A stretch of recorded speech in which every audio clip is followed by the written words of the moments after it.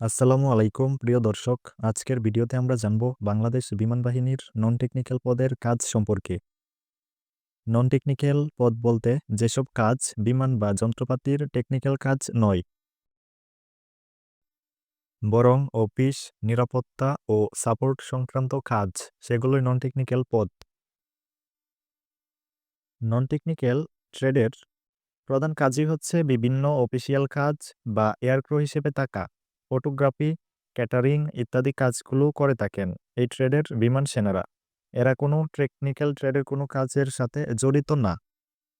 Non technical ট্রেডের লিখিত পরীক্ষার বিষয়সমূহ হচ্ছে আইকিউ।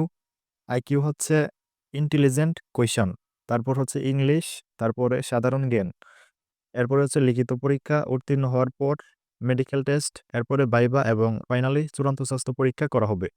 সবকিছুতে যদি আপনি টিকে যান তাহলে ইনশাল্লাহ আপনার চাকরি হয়ে যাবে।